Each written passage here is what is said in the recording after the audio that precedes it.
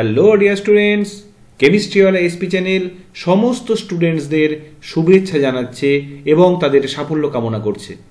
আজকে পর্ষদের টেস্ট পেপারের যে আমাদের চ্যানেলে গ্রুপ সি সলভ চলছে, আজকে পর্ষদের টেস্ট পেপারে দুটো স্কুল সলভ হচ্ছে, নবদ্বীপ জেটিয়া বিদ্যালয় এইচএস এবং জোড়াবাড়ি হাই স্কুল। এই দুটো স্কুলের গ্রুপ সি সলভ হবে। শুরু থেকে শেষ পর্যন্ত ভিডিওটি দেখো, প্রত্যেকটি প্রশ্ন আমি সুন্দর করে বুঝিয়ে দিয়েছি। একদম ইনফরমেটিভ কোয়েশ্চেন, যেগুলো সংজ্ঞা পার্থক্য এই ধরনের প্রশ্নগুলো আমি তোমাদের সরাসরি নোট লিখে দিয়েছি বা বুঝিয়ে দেব, এবং যেগুলো কনসেপচুয়াল কোয়েশ্চেন অঙ্ক বা এই যে কনসেপচুয়াল কোয়েশ্চেনগুলো তো অবশ্যই সুন্দর করে বুঝিয়ে দেবো। তাই প্রত্যেকটি প্রশ্ন শুরু থেকে শেষ পর্যন্ত দেখো, আর অবশ্যই স্ক্রিনশট নিয়ে যে প্রশ্নের উত্তর আমি লিখে দিয়েছি সেগুলো সুন্দর করে নোট আকারে লিখে নিও, ভালো করে প্রত্যেকটি প্রশ্ন রেডি করো। ইতিমধ্যে আমি যে পেজগুলো গ্রুপ সি তোমাদের সলভ করে দিয়েছি, নিশ্চয়ই তোমরা গ্রুপ সির সেই সমস্ত প্রশ্নের উত্তরগুলো রেডি করে ফেলেছো। আজকে চলো এই দুটো স্কুলের গ্রুপ সি সলভ করব। তো প্রথমে দেখো, নবদ্বীপ জেটিয়া বিদ্যালয় এইচএস গ্রুপ সির প্রথম প্রশ্নটা, স্থিতিশীল উন্নয়ন বলতে কি বোঝো? আমি তোমাদের বারবার যে কথাটা বলছি, দেখো স্থিতিশীল উন্নয়ন বলতে কি বোঝো, এই প্রশ্নটা কিন্তু তোমাদের বারবার রিপিট আসছে।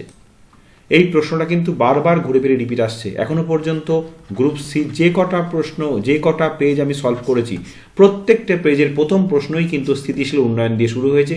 শুধুমাত্র একটা স্কুলের সম্ভবত বায়োফুয়েল না, সেখানেও স্থিতিশীল উন্নয়ন ছিল, তার সঙ্গে অথবা ছিল সম্ভবত বায়োফুয়েল। যাই হোক, প্রত্যেকটা পেজে স্থিতিশীল উন্নয়নের প্রশ্নটা কিন্তু কমন থাকছে। ক্লিয়ার? এটা আমি সুন্দর করে এখানে তোমাদের লিখিয়ে দিলাম। দেখো, প্রাকৃতিক সম্পদের পরিমিত ও যথাযথ ব্যবহার, পরিবেশ বান্ধব প্রযুক্তির সুদক্ষ প্রয়োগের মাধ্যমে বর্তমান জীবনযাত্রার মান উন্নয়ন এবং আগামী দিনেও এই উন্নয়নের গতি অব্যাহত রাখা এবং ভবিষ্যৎ পৃথিবীকে আগামী প্রজন্মের জন্য সুরক্ষিত করে তুলতে যে উন্নয়নমূলক কর্মসূচি গ্রহণ করা হয় তাকেই বলে স্থিতিশীল উন্নয়ন। ক্লিয়ার? স্থিতিশীল উন্নয়ন বোঝা গেল। এর সঙ্গে সঙ্গে আমি তোমাদের সংজ্ঞা তো আছেই, দুটো লক্ষ্যও আমি তোমাদের বলে দেবো স্থিতিশীল উন্নয়নের লক্ষ্য। দেখো, এখানে স্থিতিশীল উন্নয়নের দুটো লক্ষ্য আমি লিখে দিলাম। 1 নম্বর, চিরাচরিত শক্তি নির্ভরতা কমিয়ে অপ্রচলিত শক্তির ব্যবহার বাড়ানোর গুরুত্ব। অর্থাৎ আমাদের যে চিরাচরিত শক্তি, তাপবিদ্যুৎ, এই সমস্ত কয়লা, পেট্রোলিয়াম ইত্যাদি শক্তির উপর নির্ভরতা কমিয়ে, কারণ পৃথিবীতে এই শক্তিগুলোর সংকট দেখা দিতে পারে অদূর ভবিষ্যতে। অপ্রচলিত শক্তি যেমন জোয়ার ভাটার শক্তি, সৌরশক্তি, এই সমস্ত অপ্রচলিত শক্তির ব্যবহার বাড়াতে হবে, বাড়ানোর উপর গুরুত্ব দিতে হবে, জনসচেতনতা বাড়াতে হবে।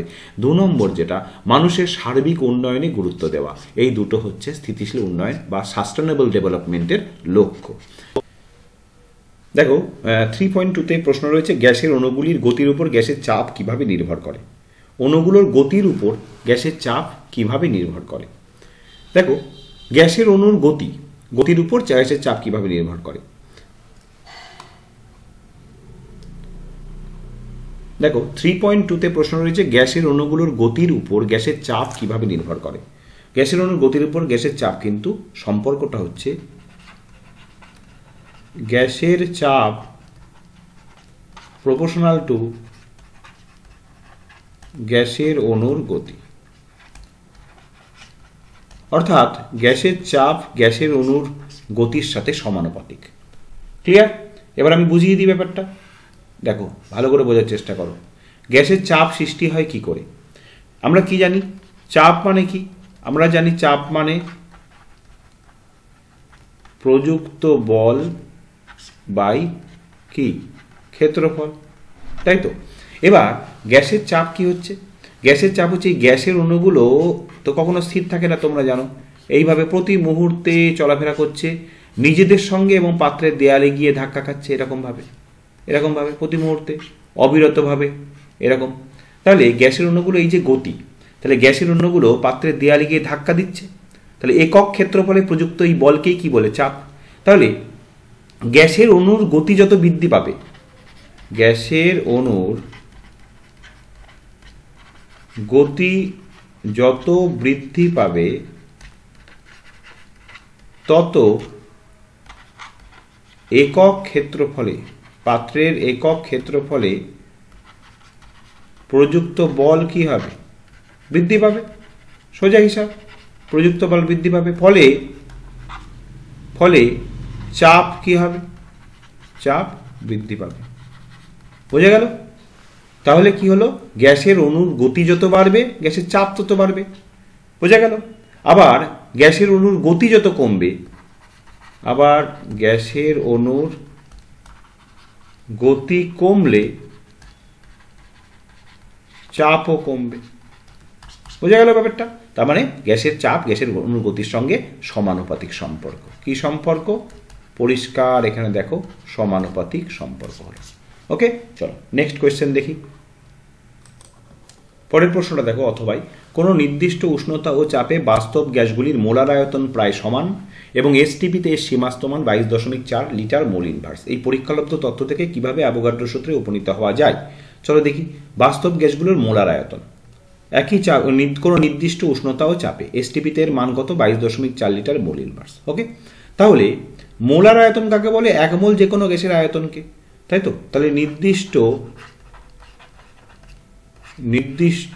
উষ্ণতা এবং চাপে, নির্দিষ্ট উষ্ণতা ও চাপে 1 মোল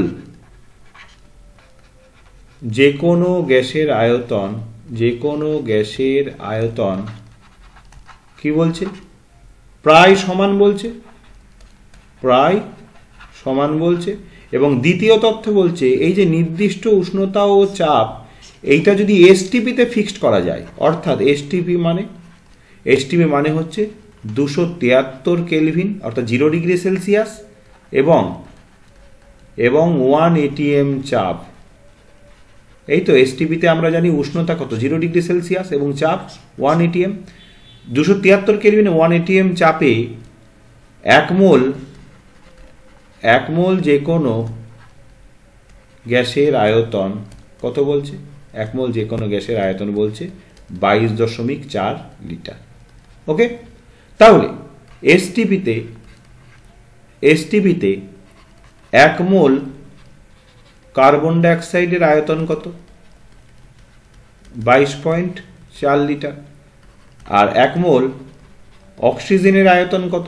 তারও 22.4 লিটারই হবে।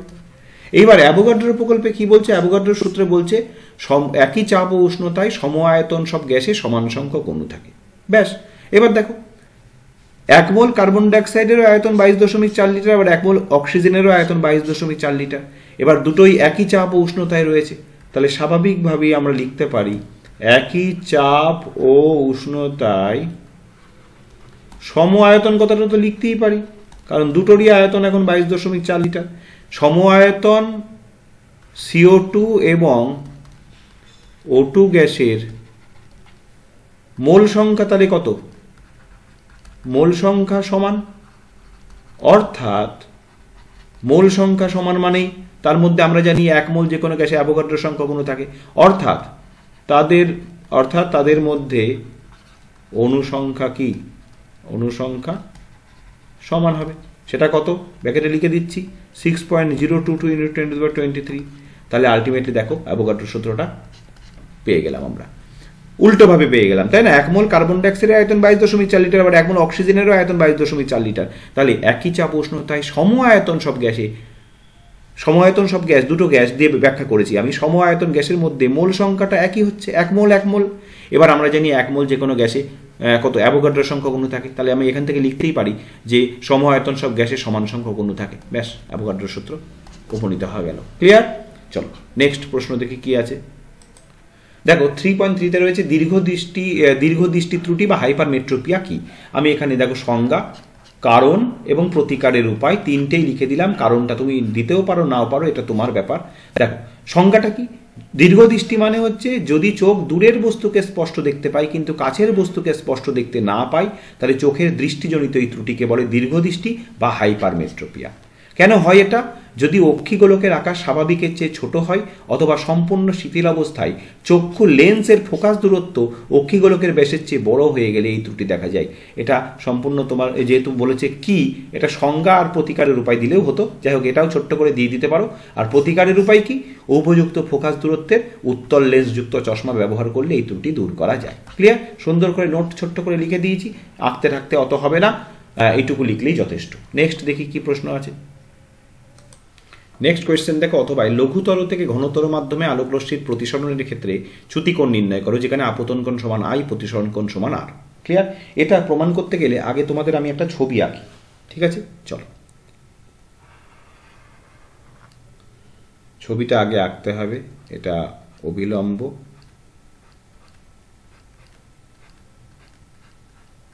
ছবিটা আঁকছি, এটা হচ্ছে আপতিত রশ্মি, এইটা লঘু থেকে ঘনতে যাচ্ছে, তার মানে প্রতিসৃত রশ্মি অবিলম্বের দিকে সরে আসে।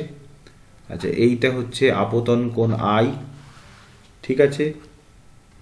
আর এখানে প্রতিসরণ কোণ এইটা হচ্ছে সমান সমান আর, বুঝতেই পারছো। আচ্ছা, এইটা হচ্ছে লিখে দাও লঘু মাধ্যম, আর এইটা ঘন মাধ্যম। আচ্ছা, এইবার একটা জিনিস দেখো। আচ্ছা, তার আগে এটা এন, এটা ও দাও, এটা এন প্রাইম দাও, এটা পি দাও, পি ও, এটা কিউ দাও, পি ও কিউ। এইবার একটা জিনিস দেখো, এই যে চ্যুতি ব্যাপারটা কি, বিচ্যুতি ব্যাপারটা কি। আলোকরশ্মিটা পি ও পথে আপতিত হলো, এসে দুই মাধ্যমের বিভেদতল ও বিন্দুতে আপতিত হলো এবং প্রতিসরণের পর পি কিউ ও কিউ পথে চলে গেল, প্রতিসৃত হলো। এবার যদি এই বাধাটা না পেত, বাধাটা না পেলে এই আপতিত রশ্মি কোন দিকে যেত? বাধাটা না পেলে আপতিত রশ্মি নিশ্চয়ই এই পথে চলে যেত, তাই তো? এই পথে চলে যেত আপতিত রশ্মি, বাধা না পেলে এই সোজা পথে বেরিয়ে যেত। তাহলে এখানে এই যে কোণটা, এই কোণটা, এইটাকেই কি বলা হবে? এইটাকেই বলা হবে ডেল্টা, দ্যাট ইজ চ্যুতিকোণ, ঠিক আছে। ডেল্টা বা চ্যুতিকোণ এইটা, এইটা অর্থাৎ এই পথে যাওয়ার কথা ছিল বাধা না পেলে, কিন্তু গেল এই পথে। তাহলে যে পথে যাওয়ার কথা ছিল আর যে পথে গেল তাদের মধ্যবর্তী কোণকেই সবসময় মনে রেখো চ্যুতিকোণ বলে, এটাকে ডেল্টা দিয়ে সূচিত করলাম। এইবার একটা জিনিস দেখো, এইবার এক্ষেত্রে আপতন কোণ কত ভালো করে বুঝে নাও। আপতন কোণ সমান সমান কত? পি ও এন সমান সমান আই, আপতন কোণ। আর প্রতিসরণ কোণ কত? এগুলো লিখে নাও আগে। প্রতিসরণ কোণ সমান সমান এই যে কি, প্রতিসরণ কোণ হচ্ছে কিউ ও এন প্রাইম সমান সমান আর, এই যে কিউ ও এন প্রাইম, এটা আর, ঠিক আছে এটা। আর চ্যুতি কত? কৌণিক চ্যুতি কোণ কত? ডেল্টা, সেটা সমান সমান কত? সেটা সমান সমান এইটার নাম দাও, এইটার নাম দাও আর, এটা যদি আর নাম দিই তাহলে কি হচ্ছে? কৌণিক চ্যুতি হচ্ছে কিউ ও আর, কিউ ও আর, তাই তো? কিউ ও আর, এইটা, এটা হচ্ছে। এইবার সমান সমান কিউ ও আর, এই কিউ ও আর সমান সমান আমরা কি লিখতে পারি? আমরা লিখতে পারি আর ও এন প্রাইম, আর ও এন প্রাইম, এই পুরো কোণটা, এই পুরো কোণটা, অর্থাৎ এই পুরো কোণটার থেকে এই কোণটা বাদ দিতে পারি, তাহলে তো এইটা একই ব্যাপার, R O N prime minus Q O N prime, Q O N prime. এইবার দেখো ভালো করে দেখো, এই যে পি আর এবং N O N prime, P R এবং এন ও এন প্রাইম, এই দুটো পরস্পর, দুটো সরলরেখা পরস্পরকে ছেদ করেছে, তাহলে এই দুটো কোণ পরস্পর বিপ্রতীপ কোণ। এখানে দেখো এই যে পুরো বড় কোণটা, এটা এই কোণটার সঙ্গে সমান, তাহলে আর ও এন প্রাইম সমান সমান আমরা লিখতে পারি আপতন কোণ, দ্যাট ইজ আই, আর কিউ ও এন প্রাইম প্রতিসরণ কোণ আর। সুতরাং দেখো পেয়ে গেলাম ডেল্টা সমান সমান আই মাইনাস আর। বোঝা গেল? তাহলে লঘু মাধ্যম থেকে ঘন মাধ্যমের ক্ষেত্রে আলোকরশ্মির চ্যুতিকোণ কত হলো? আপতন কোণ। সুতরাং চ্যুতিকোণ হলো, লঘু থেকে ঘনর ক্ষেত্রে চ্যুতিকোণ হলো আপতন কোণ মাইনাস প্রতিসরণ কোণ। বুঝে গেল? যেহেতু লঘু থেকে ঘন মাধ্যমের ক্ষেত্রে আপতন কোণটা প্রতিসরণ কোণের থেকে বড়, তাই কি হয়? আপতন কোণের থেকে প্রতিসরণ কোণ বিয়োগ করতে হয়। ক্লিয়ার? বোঝা গেল? পরিষ্কার? বোঝা গেল? এখানে দুই মাধ্যম বিভেদতল, আর একবার বুঝিয়ে দিয়ে বেরিয়ে যাচ্ছি। এটা আপতিত রশ্মি প্রতিষ্ঠিত হয়ে এই ও কিউ পথে গেল, কিন্তু বাধা যদি না পেত তাহলে ও আর পথে যেত। তাহলে কৌণিক চ্যুতি কোণটা হলো এই যে এইটা কৌণিক চ্যুতি, that is R O Q, এটা কৌণিক চ্যুতি। এবার আপতন কোণ আই আর প্রতিসরণ কোণ আর। এবার চ্যুতি সমান সমান এই যে ছোট কোণটা, চ্যুতিকে আমি প্রকাশ করতে পারি এই বড় কোণ থেকে, এই ছোট কোণটা এই প্রতিসরণ কোণটা বিয়োগের মাধ্যমে প্রকাশ করতে পারি। তাহলে আর ও এন প্রাইম এটা আবার এই আপতন কোণের সমান, কারণ এই দুটো কোণ পরস্পর বিপ্রতীপ কোণ, আই বসালাম, আর কিউ ও এন প্রাইম এটা তো প্রতিসরণ কোণ আর বসালাম, দ্যাট ইজ ডেল্টা সমান সমান আই মাইনাস আর। ক্লিয়ার? চলো নেক্সট প্রশ্নে যাই। দেখো লেখা আছে 3.4, একটি বাল্বের রেটিং লেখা আছে 220 ভোল্ট 100 ওয়াট। এর অর্থ কি? একটি বাল্বের গায়ে লেখা আছে 220 ভোল্ট 100 ওয়াট, কথাটির অর্থ হচ্ছে যে বাল্বটিকে 220 ভোল্ট বিভব পার্থক্যযুক্ত বৈদ্যুতিক লাইনের সঙ্গে যুক্ত করলে বৈদ্যুতিক লাইনের সাথে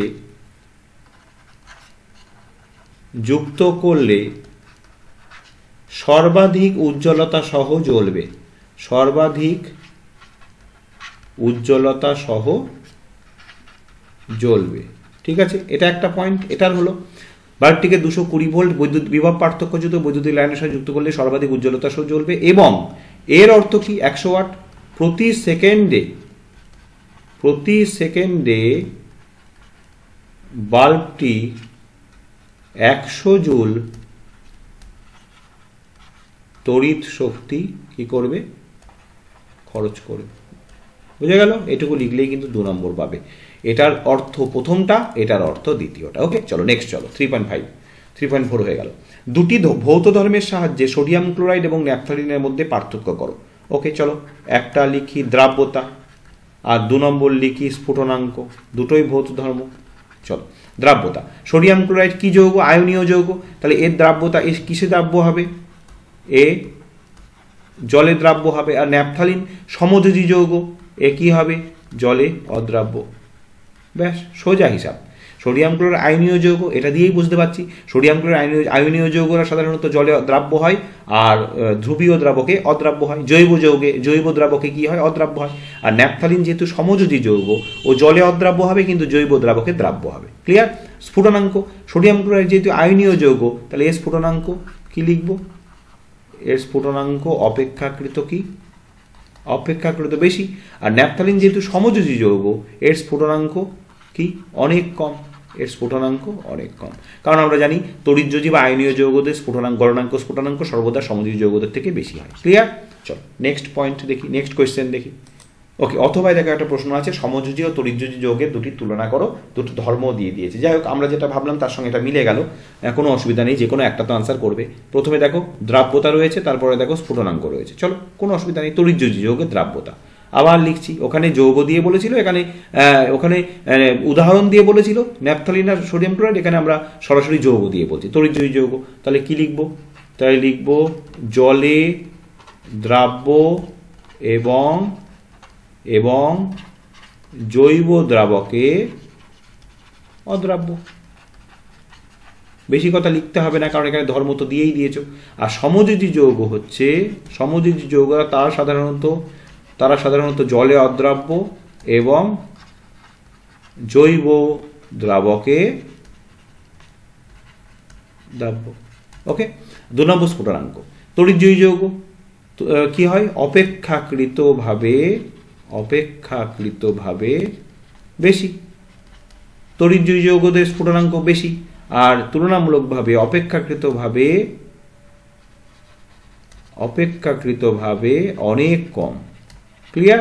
অনেক কম, কারণ তড়িৎযোজী যৌগের মধ্যে তীব্র স্থির তড়িতাকর্ষণ বল কাজ করে, ফলে অণুগুলোকে পরস্পরের থেকে পৃথক করা যায় না।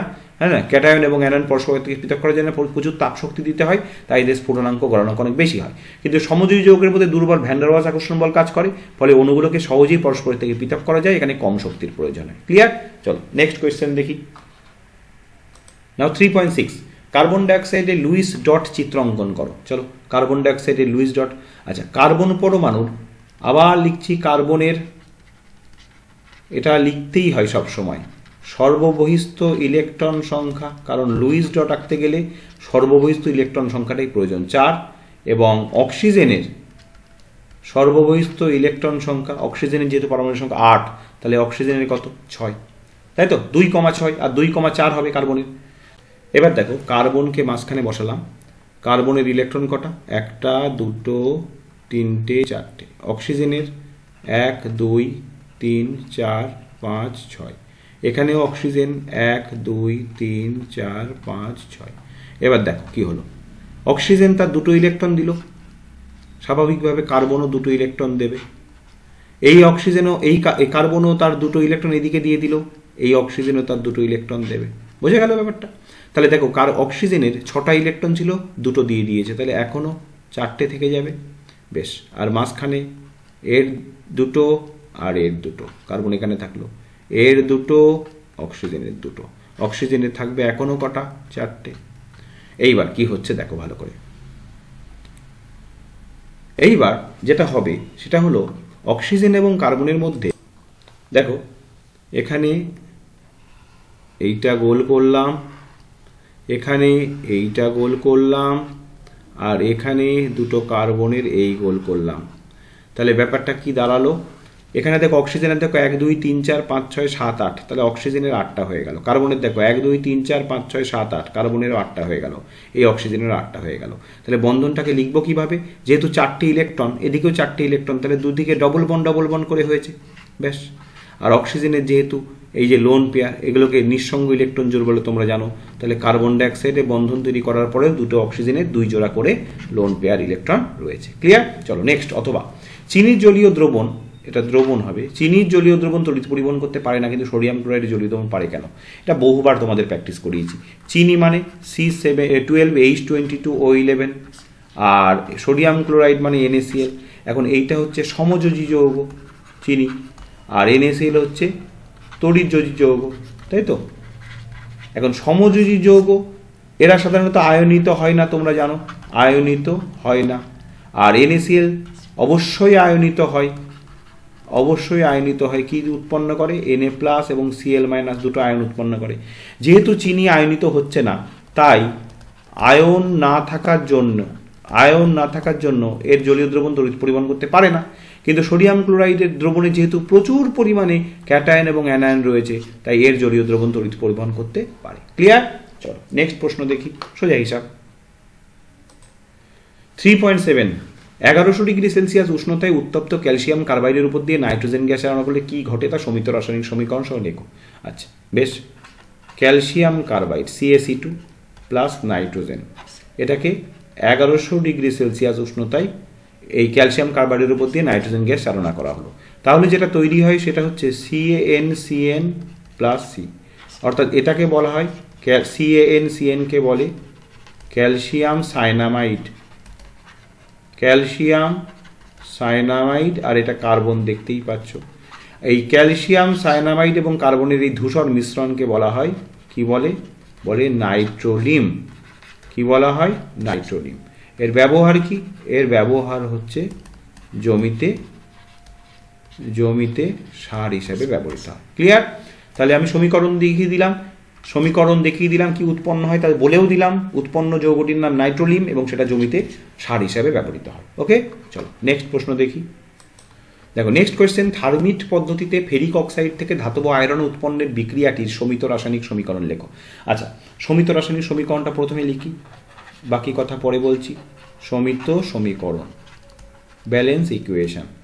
সমীত সমীকরণ হচ্ছে আয়রন অক্সাইড, অর্থাৎ আয়রন অক্সাইড Fe2O3, তার সঙ্গে ব্যবহার করা হচ্ছে অ্যালুমিনিয়াম। থার্মিক পদ্ধতিতে তাই ব্যবহার করা হয় 2Fe প্লাস Al2O3। এখানে এই যে অ্যালুমিনিয়ামটা ব্যবহার করা হলো, ও বিজারকের ভূমিকা পালন করলো। ক্লিয়ার? বিজারকের ভূমিকা পালন করলো। যেহেতু অ্যালুমিনিয়ামের আয়রনের অক্সিজেনের প্রতি আসক্তির থেকে অ্যালুমিনিয়ামের অক্সিজেনের আসক্তি বেশি, তাই অ্যালুমিনিয়াম আয়রন অক্সাইড থেকে অক্সিজেনকে নিয়ে অ্যালুমিনিয়াম অক্সাইড ফর্ম করলো এবং ধাতব আয়রন কি হলো? মুক্ত হয়ে গেল। এইটা হচ্ছে থার্মিট পদ্ধতির নীতি। ঠিক আছে? থার্মিট পদ্ধতিতে অ্যালুমিনিয়ামকে বিজারক হিসেবে ব্যবহার করা হয়। এবার এই পদ্ধতির একটি ব্যবহারিক প্রয়োগ বোঝা গেল। থার্মিট পদ্ধতির নীতিটা, থার্মিট পদ্ধতিতে অ্যালুমিনিয়ামকে বিজারক হিসেবে ব্যবহার করা হয়। ব্যবহারিক প্রয়োগ হচ্ছে থার্মিট পদ্ধতির ব্যবহারিক প্রয়োগ কি? থার্মিট পদ্ধতির ব্যবহারিক প্রয়োগ হচ্ছে থার্মিট পদ্ধতিতে এই যে আয়রন মুক্ত হলো, এইভাবে উত্তপ্ত অবস্থায় আয়রন রেল লাইন জোড়া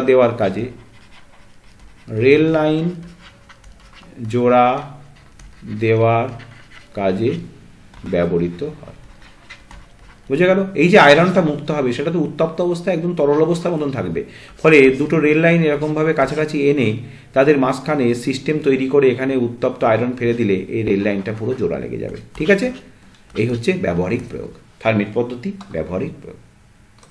এছাড়া থার্মিট পদ্ধতির ব্যবহারিক প্রয়োগ আরও একটা বলা যেতে পারে, এর সঙ্গে অ্যাডিশনাল হিসেবে বলে রাখছি, একটা লিখতে বলেছে একটাই লিখবে, তোমরা শুনে নাও একটা। সেটা হচ্ছে ক্রোমিয়াম ম্যাঙ্গানিজ প্রভৃতি ধাতু নিষ্কাশনে কিন্তু এই পদ্ধতি প্রয়োগ করা হয়। ক্রোমিয়াম ম্যাঙ্গানিজ, এখানে তো আয়রন তোমাদের দেখালাম, তাহলে আলটিমেটলি 3টে ধাতু Fe, আয়রন, ক্রোমিয়াম, ম্যাঙ্গানিজ, এই সমস্ত ধাতু নিষ্কাশনে কিন্তু এই পদ্ধতির প্রয়োগ আছে। ক্লিয়ার? চলো লাস্ট কোয়েশ্চেন 3.9, কপার সালফেটের জলীয় দ্রবণে 1 টুকরো ধাতব আয়রন যোগ করলে যে রাসায়নিক বিক্রিয়া ঘটে সেটি সমীত রাসায়নিক সমীকরণ লেখো। চলো সমিত রাসায়নিক সমীকরণটা আগে লিখব। সমিত রাসায়নিক সমীকরণ কি? সমিত রাসায়নিক সমীকরণ কার লিখতে হবে? কপার সালফেটের জলীয় দ্রবণের মধ্যে এক টুকরো আয়রন যোগ করা হয়েছে। বেশ, তাহলে উত্তর বিক্রিয়াটা তৈরি হবে বিক্রিয়াজাত পদার্থ APS4 আর ধাতব কপার মুক্ত হবে। এই বিক্রিয়া থেকে ধাতু সক্রিয়তা শ্রেণীতে কপার ও আয়রনের আপেক্ষিক অবস্থান সম্বন্ধে কি জানা যায়? আচ্ছা চলো কি জানা যায় সেটা বলে দিই। দেখো, এটা হচ্ছে ধাতুর সক্রিয়তা শ্রেণী। ধাতুর, ভালো করে বুঝে নাও, ধাতুর সক্রিয়তা শ্রেণী। মোটামুটি মাঝামাঝি জায়গায় কে রয়েছে? হাইড্রোজেন রয়েছে। এবার মনে রেখো, ধাতুর সক্রিয়তা শ্রেণীতে যে ধাতু, এটা শিখে নাও, যে ধাতু যত উপরে থাকবে, যে ধাতু যত উপরে থাকবে তার সক্রিয়তা তত বেশি। মনে রেখো, যে ধাতু যত উপরে থাকবে তার সক্রিয়তা তত বেশি। এখন এই জায়গাটায় খেয়াল করো তো, কপার সালফেটের সঙ্গে যুক্ত অবস্থায় ছিল, আয়রন এলো মুক্ত অবস্থায়, আয়রনের সঙ্গে কেউ যুক্ত নেই। এবার পরবর্তীকালে দেখা গেল আয়রন কপার সালফেট থেকে কপারকে প্রতিস্থাপিত করে দিয়ে নিজে সে জায়গায় বসলো। তাহলে এখান থেকে তোমার কি মনে হয়? আমাদের একটা কথা প্রচলিত আছে না, জোর যার মুলুক তার। তাহলে এখানে এফি আর সিইউ এর মধ্যে কার জোর বেশি বলে তোমার মনে হচ্ছে? নিশ্চয়ই এফির। তাহলে এফি কি করলো? এফি কপারকে দূর করে দিল, দূর করে দিয়ে নিজে SO4 এর সঙ্গে যুক্ত হয়ে ফেরাস সালফেট উৎপন্ন করলো, তাই তো? তাহলে কপার দুর্বল বলে সে সরে গেল। তাহলে এবার এখান থেকে কি বুঝতে পারছো? আমি তোমাদের কি বললাম, যে ধাতু যত উপরে থাকবে তার সক্রিয়তা তত বেশি। তাহলে এফি আর কপারের মধ্যে কে উপরে আছে কে নিচে আছে? অবশ্যই এফি উপরে আছে আর কপার নিচে আছে। পরিষ্কার ব্যাপারটা? ধাতুর সক্রিয়তা শ্রেণীতে যে যত উপরে থাকে তার সক্রিয়তা, তার ক্ষমতা তত বেশি। এবার যেহেতু এখানে দেখতেই পাচ্ছ এফির ক্ষমতা অনেক বেশি, সেই কপারকে দূর করে দিয়ে নিজে ওই জায়গায় বসেছে, তাই এফি ধাতুর সক্রিয়তা শ্রেণীতে উপরে থাকবে, আপেক্ষিক অবস্থান তার উপরে হবে আর কপারের নিচে হবে। ক্লিয়ার? দেখি আর কি প্রশ্ন আছে, চলো দেখো। এখানে 3.9-এ প্রত্যেকটি একটি করে ব্যবহার লিখতে হবে। Denature spirit. ডিনেচার স্পিরিটের ব্যবহার হচ্ছে যে কাঠের আসবাবপত্র পালিশের কাজে, কাঠের আসবাবপত্র পালিশের কাজে ব্যবহৃত গালা, রজন, বার্নিশ, গালা, রজন, বার্নিশ এদের প্রভৃতির দ্রাবক হিসাবে, প্রভৃতির কি দ্রাবক হিসাবে ব্যবহৃত হয়। ওকে, দ্রাবক হিসাবে ব্যবহৃত হয়। Denature spirit. ভিনিগার। ভিনিগার সরাসরি লিখব খাদ্যদ্রব্য সংরক্ষণে ব্যবহৃত হয়, খাদ্যদ্রব্য সংরক্ষণে ব্যবহৃত হয়। এছাড়া খাদ্যদ্রব্য তোমরা ফাস্ট ফুড খাও, সেখানে কিন্তু ভিনিগার ব্যবহৃত হয়, অর্থাৎ খাদ্য তৈরি করতেও কিন্তু ভিনিগার ব্যবহৃত হয়। 3 নম্বর সিতে অ্যাসিটিলিন। অ্যাসিটিলিনের কি? অক্সি অ্যাসিটিলিন শিখা, অর্থাৎ ঝালাইয়ের কাজে ব্যবহৃত অক্সি অ্যাসিটিলিন শিখা উৎপাদনে ব্যবহৃত হয়। অক্সি অ্যাসিটিলিন শিখা উৎপাদনে ব্যবহৃত হয়। ঠিক আছে, গ্রিল ফ্যাক্টরিতে লাগে। আচ্ছা, 4 নম্বর ইথিলিন। ইথিলিন কাঁচা ফল পাকাতে, কাঁচা ফল পাকাতে ব্যবহৃত হয়। একটাই হাফ নাম্বার আছে, বুঝতেই পারছো, টোটাল 2 নম্বর। কাঁচা ফল পাকাতে ব্যবহৃত হয়। ক্লিয়ার? 4টের ব্যবহার একটা করে বলে দিলাম। চলো নেক্সট কোয়েশ্চেন কি? ওকে, আর প্রশ্ন নেই, 3.9-এর এটাই প্রশ্ন। ওকে, তাহলে আমরা নবদ্বীপ জেটিয়া বিদ্যালয় হায়ার সেকেন্ডারি স্কুলের প্রশ্ন গ্রুপ সি সলভ করলাম। এরপরে চলো আমরা যাব, এরপরে স্কুলটা হচ্ছে জোড়াবাড়ি হাই স্কুল। চলো দেখি কি কি প্রশ্ন সেখানে রয়েছে। তবে নবদ্বীপ জেটিয়া বিদ্যালয়ের স্কুলের প্রশ্ন কিন্তু যথেষ্ট কনসেপচুয়াল কোয়েশ্চেন ছিল। ঠিক আছে, ভালো করে দেখো, প্রত্যেকটি প্রশ্ন সুন্দর করে বুঝিয়ে দিলাম, ভালো করে দেখো, ভালো করে রেডি করো। কোথাও বুঝতে অসুবিধা হলে আমাকে বলো। ঠিক আছে, চলো নেক্সট স্কুল দেখি। তো চলো এবার আমরা Jorabari high school group C solve করব। প্রথমেই দেখো 3.1-এ প্রশ্নটি রয়েছে, ভবিষ্যতে পরিবেশের উপর বিশ্ব উষ্ণায়নের 2টি সম্ভাব্য প্রভাবের উল্লেখ করো। এখানে সুন্দর করে 2টো পয়েন্ট আমি তোমাদের লিখে দিয়েছি। 1 নম্বরে দেখো, শীতের চেয়ে গ্রীষ্মের প্রকোপ বাড়বে, ঋতুগুলির আগমন অনিয়মিত হয়ে পড়বে, ঘূর্ণিঝড়, বজ্রঝড়, খরার প্রাদুর্ভাব বৃদ্ধি ইত্যাদি ঘটতে দেখা যাবে। বলছে সম্ভাব্য প্রভাব উল্লেখ করো। এখানে ঘটতে দেখা যাবে, সম্ভাব্য প্রভাবই বলা হচ্ছে। 2 নম্বর দেখো লেখা হয়েছে, উষ্ণতা বৃদ্ধির ফলে গাছে গাছে ঘষা লেগে দাবানল সৃষ্টি ও তার মাধ্যমে বিস্তীর্ণ বনভূমি নষ্ট হওয়ার আশঙ্কা তৈরি হবে, কারণ উষ্ণতা ক্রমশ বাড়ছেই। এছাড়া আরও কিছু লেখা যায় যে মেরু প্রদেশের বরফ মেরু প্রদেশের বরফ গলে যাবে। বরফ গলে গেলে কি হবে, সেই বরফ গলা জল সমুদ্রের জলতলের উচ্চতা বৃদ্ধি করবে, ফলে সমুদ্র তীরবর্তী যে শহরগুলি সেখানে কিন্তু পৃথিবীর বেশ উন্নত শহর পড়ছে, সেই সমস্ত শহরগুলো কিন্তু জলমগ্ন হবে। ঠিক আছে, এছাড়া আরও অনেক প্রভাব রয়েছে, দুটো লিখতে বলেছে, দুটো সুন্দর করে আমি তোমাদের লিখে দিলাম, তোমরা এখান থেকে সুন্দর করে নোট তৈরি করে নিও। ক্লিয়ার? খাতায় সুন্দর করে লিখে নিও এই দুটো পয়েন্ট। চলো নেক্সট প্রশ্ন কি আছে দেখি। দেখো 3.2তে একটি অঙ্ক রয়েছে। 2 অ্যাটমসফিয়ার চাপে ও 300 কেলভিন উষ্ণতায় 64 গ্রাম অক্সিজেন গ্যাসের আয়তন কত হবে? এখানে আর এর মান দেওয়া আছে। আমি তোমাদের বলেছি যে যখনই কোনো গ্যাসের ওজন দেওয়া থাকবে, আর এর ভ্যালু দেওয়া থাকবে, তখনই বুঝে যাবে সঙ্গে সঙ্গে যে এটা আদর্শ গ্যাস সমীকরণ, পিভি সমান এনআরটি সমীকরণ দিয়ে এই অঙ্কটি সলভ করতে হবে। তাহলে লিখে ফেলো, পিভি সমান সমান এনআরটি। এখানে প্রত্যেকটা মান তুমি আগে বসিয়ে নাও। আচ্ছা, যেহেতু বলে দিই আর এর মান 0.0 লিটার অ্যাটমসফিয়ারে রয়েছে, তাহলে অবশ্যই পি কে অ্যাটমসফিয়ারে থাকতে হবে, আয়তনকে লিটারে থাকতে হবে, এটা দেখে নিও। তাহলে চলো পি কত বলেছে? পি বলেছে 2 অ্যাটমসফিয়ার। আচ্ছা, ভি কত? ভিটাই তো জানতে চাওয়া হয়েছে, ভি জিজ্ঞাসা চিহ্ন দিলাম। এন কত? এন মানে মোল সংখ্যা। এন মানে কি? মোল সংখ্যা মানে কি? W/m, গ্যাসের ভর বাই গ্যাসের আণবিক ওজন। গ্যাসের ভর কত? গ্যাসের ভর 64 গ্রাম। বেশ, লেখো 64। আর অক্সিজেনের আণবিক ওজন আমরা জানি 32। তাহলে মোল সংখ্যা কত বেরোলো? 2 বেরিয়ে গেছে। বেশ, আর সমান সমান কত? 0.082 litre atmosphere mole inverse kelvin inverse লিখে নিলাম। আর টি কত? টি দেখো এখানে বলছে 300 কেলভিন। ব্যাস, পরিষ্কার কেলভিনেই বের করে দিয়েছে, সচরাচর এটা সেলসিয়াসে থাকে। বেশ, সব পেয়ে গেলাম। এবার বসিয়ে দাও, পির জায়গায় বসিয়ে দাও 2, ভি রাখো, এন এর মান 2 বসিয়ে দাও, আর এর মান 0.082, আর টি এর জায়গায় 300 বসিয়ে দাও। সুতরাং ভি সমান সমান 2 × 0.082 × 300 ডিভাইডেড বাই 2 কেটে গেল। তাহলে স্বাভাবিকভাবেই উত্তর হবে 300 × 0.082। তাহলে 300-কে 0.082 দিয়ে গুণ করলে কত হয় দেখি। চলো ক্যালকুলেশন করে যেটা পেলাম সেটা হচ্ছে 24.6 লিটার। ওকে, সুতরাং নির্ণেয়, লাস্ট একটা উত্তরটা লিখে দিও, নির্ণেয় আয়তন সমান 24.6 লিটার। ওকে, অঙ্কটা আরেকবার বুঝিয়ে দিই। চলো অঙ্কটা কি হলো। অঙ্কটা দেখো, 2 অ্যাটমসফিয়ার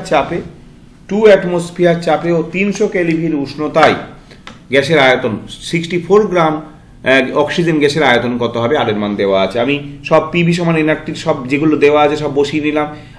আর যেহেতু বারবার বলছি 0.0 লিটার অ্যাটমসফিয়ারে, তাই চাপকে অ্যাটমসফিয়ার এককে হতে হবে, সরাসরি অ্যাটমসফিয়ারই রয়েছে। এখানে লিটার অ্যাটমসফিয়ার, আয়তন যেটা বেরোবে সেটা অবশ্যই লিটারে বেরোবে। দেখো লাস্টে লিটারই লিখেছি, ঠিক আছে। আর মোল সংখ্যা আমি বের করে নিয়েছি, আমরা জানি এন মানে মোল সংখ্যা, গ্যাসের ভর বা গ্যাসের আণবিক ওজন বের করে নিয়েছি। 64 গ্রাম অক্সিজেন গ্যাস বলা ছিল, 64/32 যেহেতু অক্সিজেন আণবিক ওজন 2 বেরোলো। ব্যাস, সব বসিয়ে দিলাম, উত্তর বেরিয়েছে 24.6 লিটার। চলো নেক্সট অঙ্ক দেখি, বা নেক্সট প্রশ্ন কি আছে দেখি। দেখো অথবাতে আরও একটি অঙ্ক রয়েছে। চলো দেখি, -3 ডিগ্রি সেলসিয়াস উষ্ণতায় কিছু পরিমাণ গ্যাসের আয়তন, এটা উষ্ণতা হবে, উষ্ণতায় কিছু পরিমাণ গ্যাসের আয়তন 750 সেন্টিমিটার, ঠিক আছে, সেন্টিমিটার কিউব। চাপ স্থির রেখে কোন উষ্ণতায় উত্তপ্ত করলে গ্যাসটির আয়তন 1 লিটার হবে? আচ্ছা, চাপ স্থির কোথায় থাকে আমরা জানি। চাপ স্থির, ভালো করে দেখো, চাপ স্থির, সুতরাং কোন সূত্র? সুতরাং চার্লসের সূত্র, তাই তো। চাপ স্থির মানেই চার্লসের সূত্র। সুতরাং সমীকরণটা কি হবে? V1/T1 সমান V2/T2। বেশ, এবার দেখো তো সব মান আছে কিনা। V1 কত? V1 750 সেমি কিউব, ঘন সেমি। আচ্ছা, T1 কত? T1 দেখো -3 ডিগ্রি সেলসিয়াস। এবার ক্যাপিটাল টি মানে কেলভিন স্কেল, তাহলে -3 এর সঙ্গে 273 অ্যাড করে দাও। সেলসিয়াসকে কেলভিনে করতে গেলে তোমরা জানো 273 অ্যাড করতে হয়, তাহলে কত হলো? 270 কেলভিন। বেশ, হয়ে গেল। V2 কত? V2 হচ্ছে 1 লিটার। 1 লিটারকে আমরা সেমি কিউবে নিয়ে গেলে কত হবে? 1000 সেমি কিউব, তাই তো। 1 লিটার মানে 1000 সেমি কিউব। আর T2 কত? T2টাই বের করতে বলেছে। ব্যাস, বসিয়ে দাও এবার। V1 750 ডিভাইডেড বাই 270 সমান সমান V2 জানি না, ওটা বের V2 জানি, V2 হচ্ছে 1000 আর T2টা বের করতে হবে। তো চলো এবার বসিয়ে দিলাম। এবার দেখো, সুতরাং এখান থেকে দেখো T2 সমান সমান তাহলে কি দাঁড়াচ্ছে, 1000 ইন্টু 270 ডিভাইডেড বাই 750। ঠিক আছে, 0 0 কেটে দাও, তাহলে 5 15 75 200, আবার কাটো, 3 5 15 আর 5 0 3 9 27, তাহলে কত হচ্ছে 360 কেলভিন। উষ্ণতা দিয়ে যেহেতু অঙ্কটা শুরু হয়েছিল, তাহলে সুতরাং নির্ণেয় উষ্ণতা কেলভিনেও রাখতে পারো, কোনো অসুবিধা নেই, তবে সেলসিয়াসে বের করে দেওয়াই ভালো। তাহলে 360 থেকে 273 বিয়োগ করে দেব, যদি আমি সেলসিয়াসে কনভার্ট করি, তাহলে কত হচ্ছে,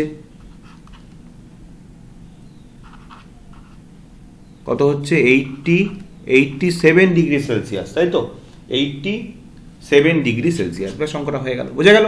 তোমরা এখানেও রাখতে পারো, কোনো অসুবিধা নেই, তাতে কোনো প্রবলেম নেই, কিন্তু অঙ্কটা যেহেতু সেলসিয়াস দিয়ে শুরু হয়েছিল, তাহলে উষ্ণতাটা সেলসিয়াস দিয়ে শেষ করাই ভালো। তাহলে 87 ডিগ্রি সেলসিয়াস অথবা 360 কেলভিন। অঙ্কটা বুঝতে পারলে, এখানে বোঝার কিছু নেই, সবই দেওয়া আছে, আমি বসিয়ে দিলাম। আর যেহেতু চাপ স্থির, সঙ্গে সঙ্গে বুঝে গেলাম চার্লসের সূত্র, চার্লসের সূত্রের সমীকরণে আমি সব বসিয়ে দিলাম, বেরিয়ে গেল। ক্লিয়ার? চলো নেক্সট প্রশ্ন দেখি। চলো 3.3-তে আরও একটি অঙ্ক দেখতে পাচ্ছি। কোনো প্রিজমের একটি তলে আলোকরশ্মি 30 ডিগ্রি কোণে আপতিত হয়ে অপর তল দিয়ে 60 ডিগ্রি কোণে নির্গত হলো। চ্যুতি কোণ 40 ডিগ্রি হলে প্রিজমের প্রতিসারক কোণের মান কত? বেশ, আমরা কি জানি? আমরা জানি প্রিজমের চ্যুতি কোণ ডেল্টা সমান সমান I1 প্লাস I2 মাইনাস এ, যেখানে ডেল্টাটা হচ্ছে চ্যুতিকোণ, ডেল্টা চ্যুতিকোণ সমান সমান চ্যুতিকোণ সমান কত? চ্যুতিকোণ কত বলেছে? 40 ডিগ্রি। বেশ, লিখে নাও। আচ্ছা, I1 সমান আপতন কোণ, আপতন কোণ সমান কত বলেছে? 30 ডিগ্রি। I2 সমান সমান নির্গমন কোণ, নির্গমন কোণ কত বলেছে? 60 ডিগ্রি। আর এ হচ্ছে প্রতিসারক, প্রতিসারক কোণ, প্রতিসারক কোণটা বের করতে হবে। ব্যাস, সবই দেওয়া আছে, বের করতে হবে। এটা একদম সহজ অঙ্ক। তাহলে ডেল্টার জায়গায় 40 বসিয়ে দাও, I1 এর জায়গায় 30 বসিয়ে দাও, I2 এর জায়গায় 60 বসিয়ে দাও, আর এটা রেখে দাও। ব্যাস, তাহলে এ সমান সমান তাহলে কত হবে? 30 প্লাস 60 90, 90 থেকে 40 বিয়োগ, তাহলে কত হলো? 50 ডিগ্রি। সুতরাং কত হলো? ভীষণ সহজ অঙ্ক, শুধু ফর্মুলাটা মনে রাখতে হবে। সুতরাং প্রতিসারক কোণ সমান সমান কত? 50 ডিগ্রি। ক্লিয়ার? শুধু এই ফর্মুলাটা মনে রাখতে হবে। এই ফর্মুলাটা মনে রাখলেই যে সমস্ত স্টুডেন্টরা ফর্মুলা মনে রাখতে পারবে তারাই অঙ্ক পারবে। সব দেওয়া আছে, কিচ্ছু নেই, একদম একদম বাচ্চাদের অঙ্ক, সব দেওয়া আছে, শুধু এটা দেওয়া নেই, এটা বের করতে হবে, এই তো অঙ্ক। ঠিক আছে, কঠিন কিছু কি, শুধু ফর্মুলাটা মনে রাখতে হবে, তাহলে এই অঙ্ক পারা যাবে। চলো নেক্সট কি আছে দেখি প্রশ্ন। দেখো পরের অঙ্কটা, অথবা আরও একটি অঙ্ক রয়েছে।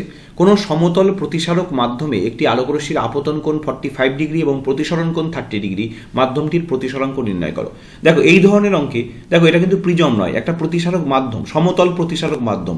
সেক্ষেত্রে আপতন কোণ আর প্রতিসরণ কোণ দেওয়া থাকবে, এক্ষেত্রে কিন্তু কোনো প্রতিসারক কোণের প্রয়োজন পড়ে না। প্রিজমের ক্ষেত্রেই ওই ডেল্টা সমান সমান I1 প্লাস I2 মাইনাস এই ফর্মুলা অ্যাপ্লিকেবল। এক্ষেত্রে সরাসরি মাধ্যমটির প্রতিসরাঙ্ক বের করতে গেলে স্নেলের সূত্র অ্যাপ্লাই করতে হবে। মনে আছে তো তোমাদের স্নেলের সূত্র? স্নেলের সূত্রে কি বলা আছে?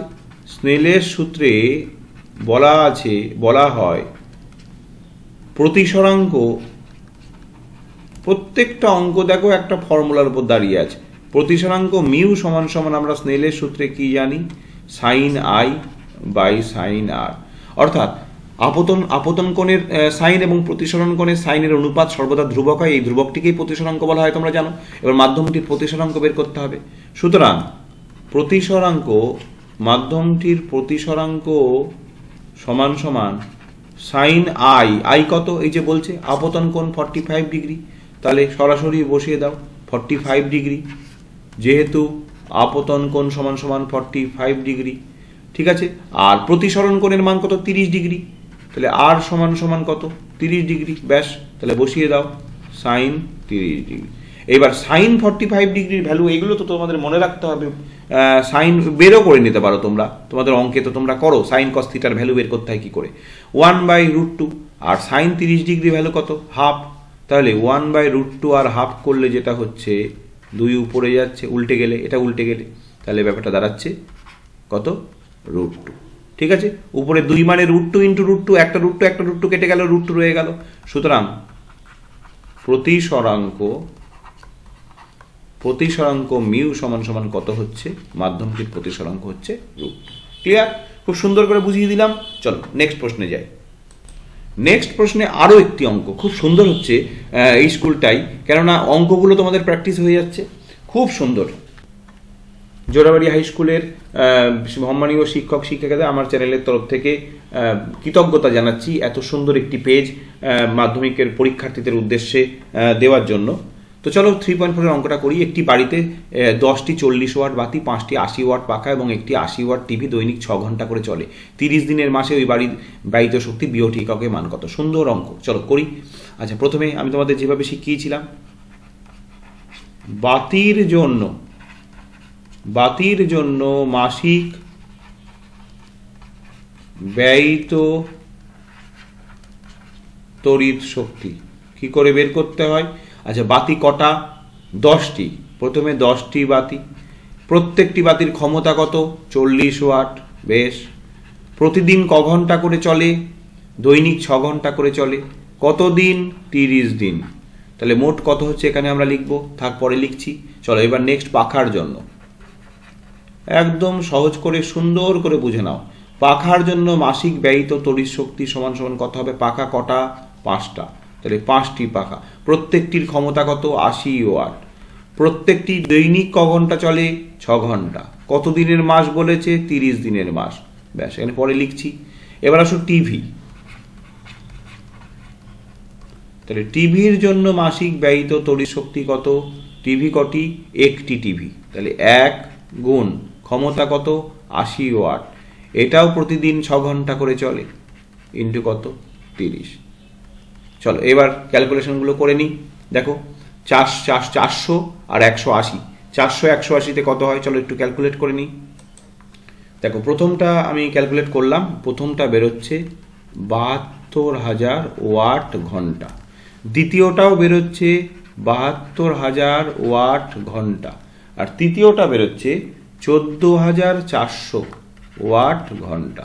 সুতরাং মোট ব্যয়িত তড়িৎ শক্তি 72,000 প্লাস 72, তোমাদের বোঝার সুবিধা দেখো সুন্দর করে আমি পরপর পাট করে বুঝিয়ে দিচ্ছি, এত ওয়াট ঘন্টা।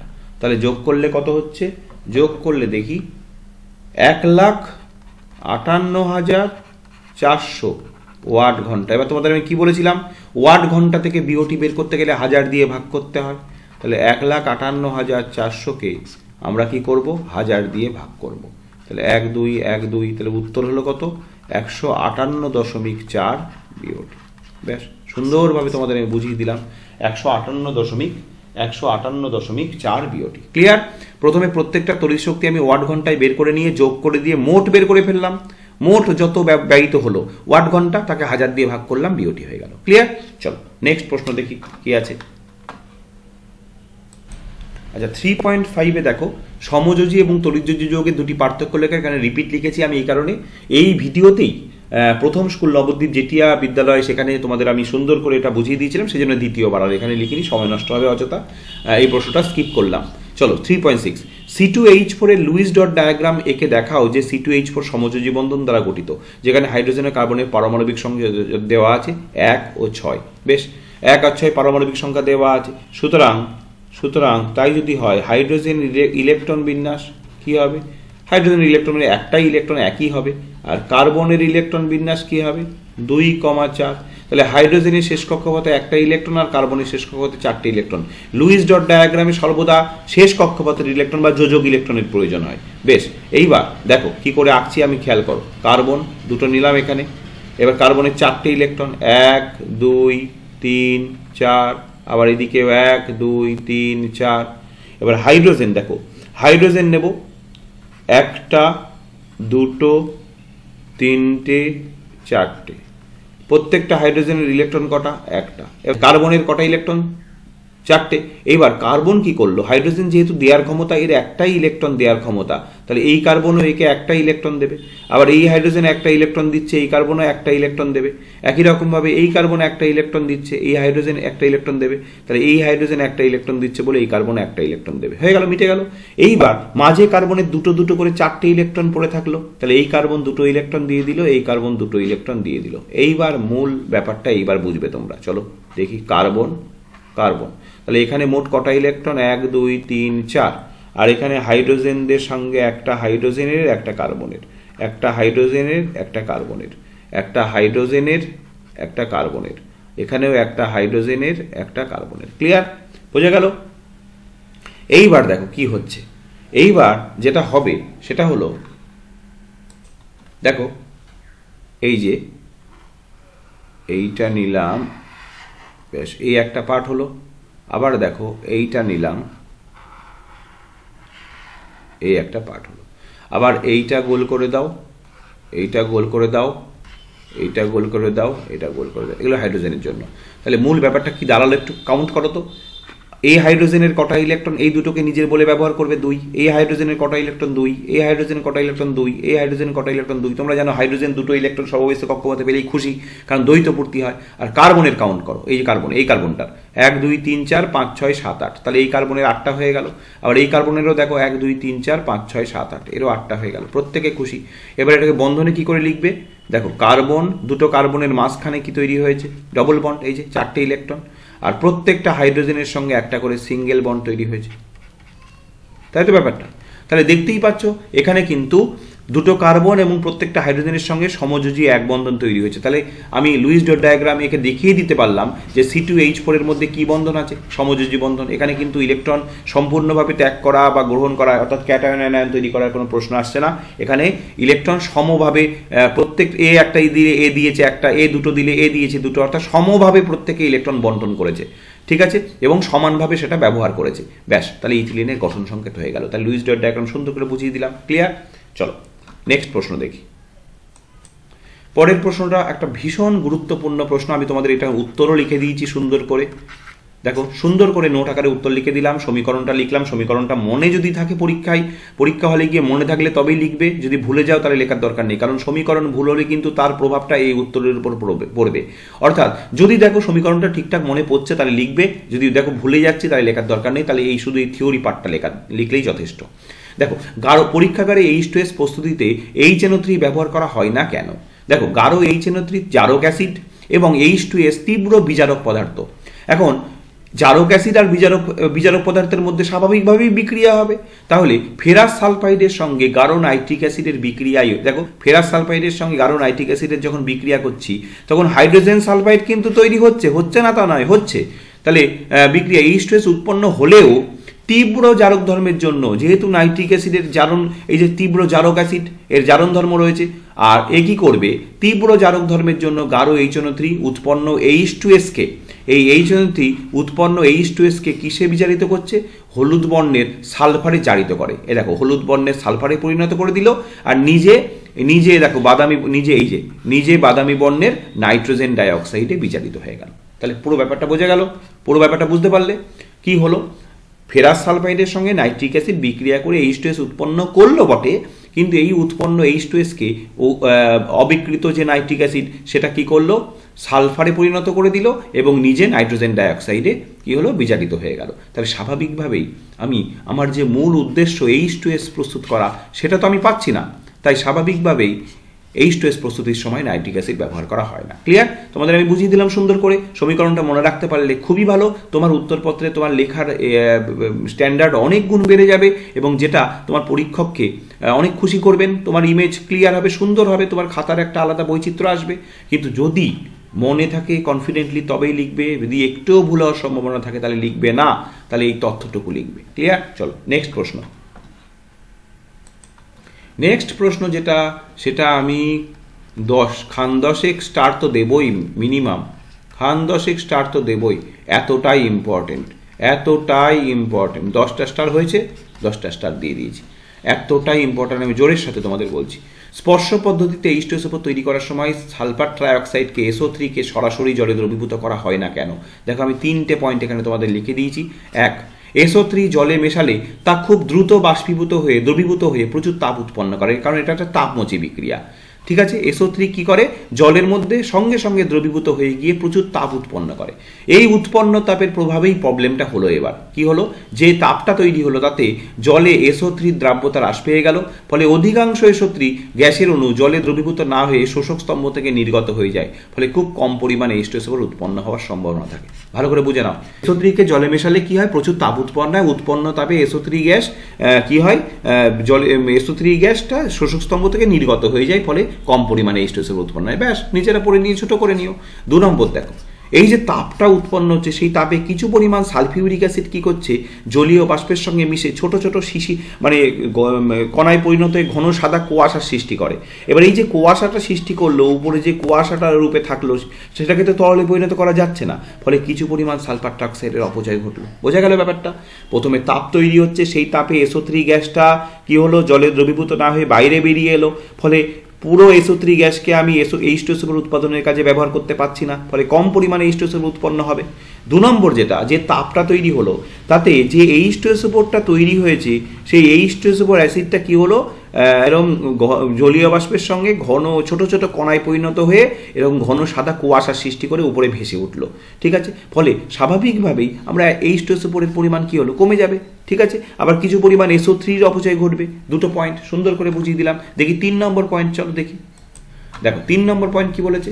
এছাড়া এই তাপের প্রভাবে উৎপন্ন H2SO4 এর কিছু অংশ বিয়োজিত হয়ে SO3 এবং O2 উৎপন্ন করে। ব্যাস, আর একটা প্রবলেম হয়ে গেল, যে তাপ তৈরি হলো সেই তাপের প্রভাবে যে H2SO4 উৎপন্ন হয়েছে, সে বিয়োজিত হয়ে কি তৈরি করলো?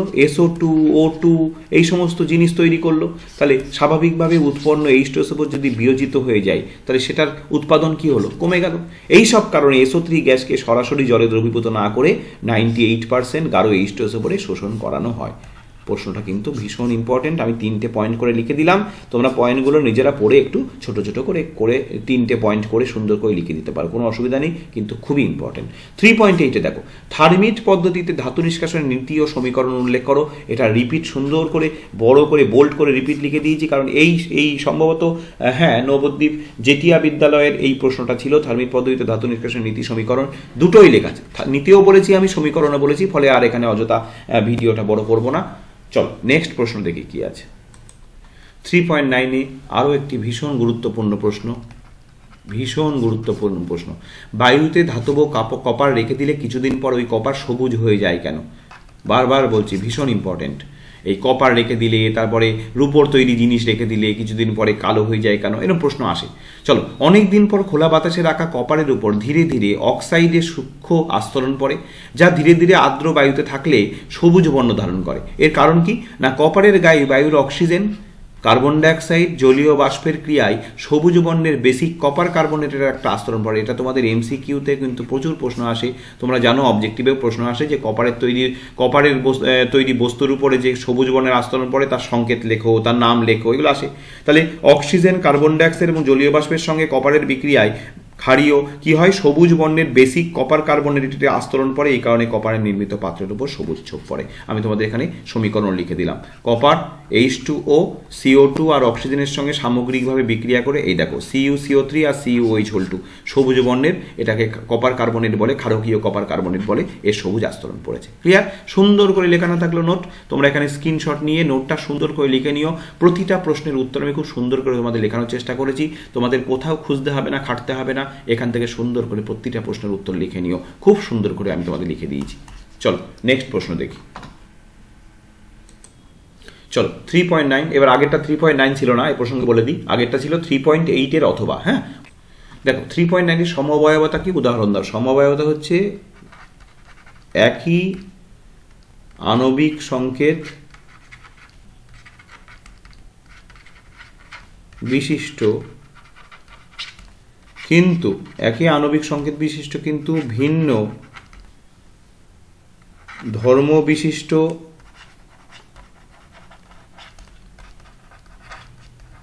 যৌগ গঠনের ক্ষমতাকে বলে সমাবয়বতা বা আইসোমেরিজম। আর যে ভিন্ন ধর্মবিশিষ্ট যে যৌগ গঠিত হয় তাকে বলে সমাবয়ব। হলো, তাহলে একই আণবিক সংকেত বিশিষ্ট কিন্তু ভিন্ন ধর্মবিশিষ্ট যৌগ গঠনের ক্ষমতাকে বলে সমাবয়বতা। একটা উদাহরণ দিয়ে দিচ্ছি। ধরো C2H6O, এই আণবিক সংকেত দিয়ে দেখো দুটো যৌগকে প্রকাশ করা যাবে। কি কি? ভালো করে দেখো। একটা হচ্ছে CH3CH2OH, আর একটা দেখো CH3OCH3। ভালো করে খেয়াল করো, এরও C2H6O, এরও দেখো দুটো কার্বন, 6টা হাইড্রোজেন, একটা অক্সিজেন। তাহলে এই যে আণবিক সংকেত C2H6O, সেটা দ্বারা একেও প্রকাশ করা যাচ্ছে, আবার এটাও প্রকাশ, অর্থাৎ এরও আণবিক সংকেত এটা, এরও আণবিক সংকেত এটা। কিন্তু এটা হচ্ছে দেখো ইথাইল অ্যালকোহল, ইথানল। এটা ইথানল আর এটা কি? Dimethyl ether. সম্পূর্ণ ভিন্নধর্মী দুটো যৌগ, ডাইমিথাইল ইথার। তাহলে আমি কি বললাম? একই আণবিক সংকেত বিশিষ্ট কিন্তু ভিন্ন ধর্ম বিশিষ্ট যৌগ গঠনের ক্ষমতাকে সমাবয়বতা বলে। তাহলে এই যে একই আণবিক সংকেত কিন্তু ভিন্ন ধর্ম বিশিষ্ট দুটো যৌগ, এখন এই যে ইথানল এবং ডাইমিথাইল ইথার দুটো ভিন্ন ধর্ম বিশিষ্ট যৌগ গঠন হলো, এর পেছনে কারণ কি? এর পেছনে কারণ হচ্ছে কার্যকরী মূলক। ভালো করে খেয়াল করো তো, এখানে কার্যকরী মূলক কি আছে? এখানে কার্যকরী মূলক আছে OH। কার্যকরী মূলক থাকলে তোমরা জানো, OH কার্যকরী মূলক থাকলে যৌগের প্রকৃতি কি হয়? যৌগের প্রকৃতি হয় অ্যালকোহল। আর এখানে কার্যকরী মূলক কি আছে? ভালো করে খেয়াল করো তো, এখানে কার্যকরী মূলক আছে O থাকলে, O কার্যকরী মূলক থাকলে যৌগের প্রকৃতি কি হয়? যৌগের প্রকৃতি হয় ইথার।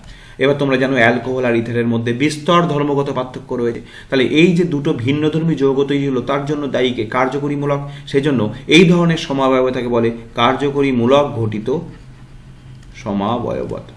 ওকে, কার্যকরী মূলক ঘটিত সমাবয়বতা। ক্লিয়ার? বোঝা গেল সমাবয়বতা কি? উদাহরণ সব দিয়ে দিলাম, বুঝিয়েও তোমাদের দিলাম। চলো নেক্সট প্রশ্ন কি আছে নাকি দেখি। চলো একদম শেষ প্রশ্নে পৌঁছে গেছি। টেফলনের মনোমার এককটির নাম লেখো।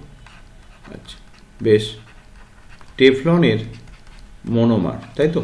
টেফলনের মনোমার হচ্ছে টেট্রাফ্লুরোইথিলিন। টেফলনের মনোমার টেট্রাফ্লুরোইথিলিন। Okay, tetrafluoroethylene. আচ্ছা, এর একটি ব্যবহার দেখো। এই প্রশ্নগুলোর উত্তর দেওয়া খুব সহজেই নাম্বার পাওয়া যায়। আমি তোমাদের আগে অর্গানিক কেমিস্ট্রি, ইনঅর্গানিক কেমিস্ট্রি এগুলোতে নাম্বার পাওয়া খুব সহজ। ব্যবহার কি? অনেক ব্যবহার রয়েছে। প্রথমত ননস্টিক বাসন তৈরিতে,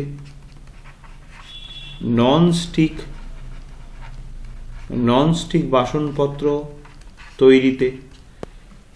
ওকে, তাহলে আমি তোমাদের দুটো স্কুলের আজকে গ্রুপ সি সলভ করে দিলাম।